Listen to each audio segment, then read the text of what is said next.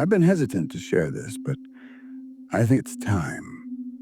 This is a story from one of the scariest days of my life, one that took place during a routine school lockdown that turned out to be anything but ordinary. It was a Tuesday afternoon, just after lunch. Most of us were waiting for the final bell to signal the end of the school day. I remember I was in the middle of working on a group project when suddenly the loudspeakers crackled to life. The principal's voice came through, firm but slightly trembling, instructing us to immediately lock all doors and remain in place. The words emergency lockdown echoed, but there was no explanation. Without hesitation, our teacher, Mrs. Carter, quickly moved to the door, locking it and pulling down the blinds. There was an odd sense of urgency in her movements that immediately made everyone uneasy. I looked around at my classmates. Some were texting, others whispering, trying to get more information. At first, we all assumed it was just a drill, a routine lockdown. But something in the air felt different. The classroom, normally filled with chatter, fell into an eerie silence. Mrs. Carter, who was usually calm under pressure, didn't say a word, only gesturing for everyone to stay down. I was still sitting at my desk when the power flickered. One by one, the lights went out, plunging us into complete darkness. In those moments, it felt like time stopped. I could hear the distant sounds of doors slamming and feet running down the hall, and then it happened. A loud, guttural scream from somewhere outside the classroom. It was a man's voice, shouting angrily, something unintelligible, but definitely filled with rage. We all froze, staring at each other in the dark, hearts racing. Then came the pounding on the door, heavy thuds, followed by the unmistakable sound of a voice shouting, "Let me in." The man's voice was frantic, demanding access. My pulse was pounding in my ears, and I could feel the tension rising in the room. I wanted to look out the window to see if anyone was there, but we all stayed in place. Mrs. Carter stood still, her eyes darting around the room, silently urging us to remain quiet. The banging continued, louder now, rattling the door with such force that I feared it might break off its hinges. Each thud felt like it was vibrating in my chest, making my breath come in short gasps. I tried to make sense of it. Was this a prank? Or something more serious? I couldn't process what was happening. Then, just as quickly as it had started, everything went silent. The banging stopped. The room felt even darker, the air thick with tension. For what seemed like hours, no one moved or spoke.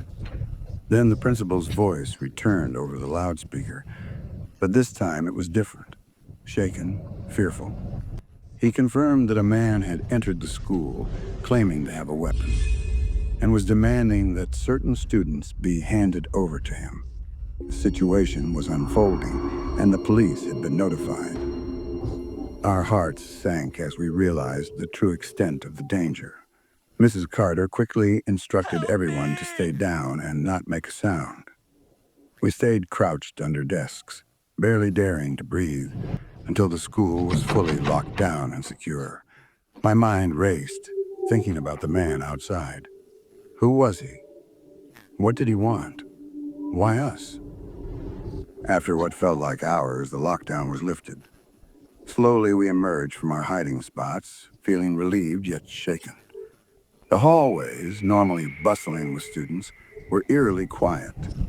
Staff members were stationed in every hallway, and police cars were parked outside, sirens still blaring. The man, however, was gone.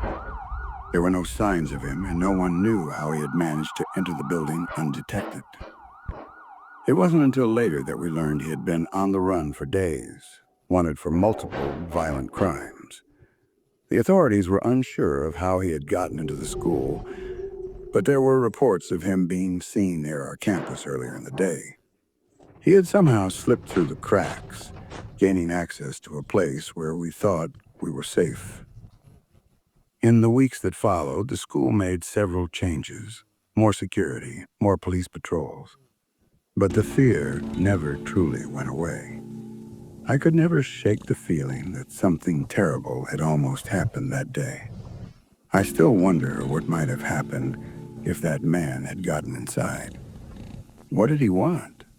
And why did he target us? The whole thing remains a mystery, and the sense of unease it left with me still lingers to this day.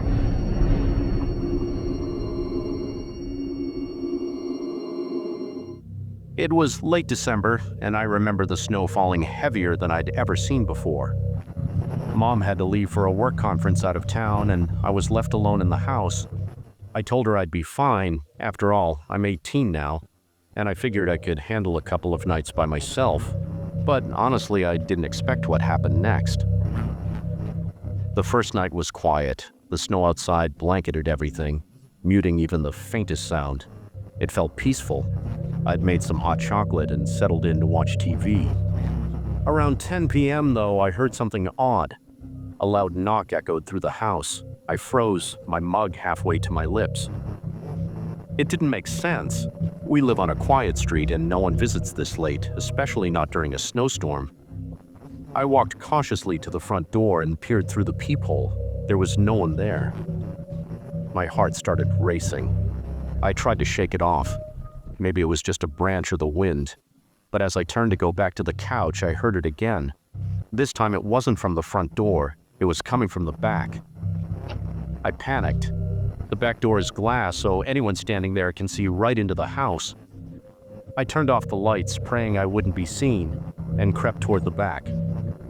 My stomach churned when I saw him. A man, bundled up in a thick coat and scarf, was standing at the door. He was jiggling the handle like he was trying to get in. I didn't know what to do. My phone was on the counter in the kitchen, and I didn't want to risk running past the windows to grab it.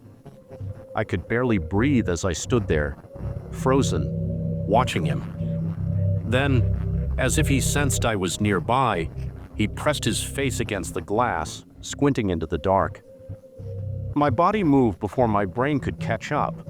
I darted to the kitchen, grabbed my phone, and called the police. I kept my voice low, explaining what was happening while trying not to cry. The operator told me to stay on the line, but I couldn't stop myself from glancing back at the door. The man was gone. I thought maybe he'd left, but then I heard footsteps crunching in the snow around the side of the house. Minutes felt like hours before I saw the flashing red and blue lights outside. By the time the cops got there, the man was gone. They found his footprints circling the house, stopping at each window and door. They said it looked like he was testing every entry point. Mom came back the next day. She hugged me so tight when I told her what happened. I didn't sleep that night or the night after. Even now, every time it snows, I find myself double-checking every lock and peeking out the window, just in case.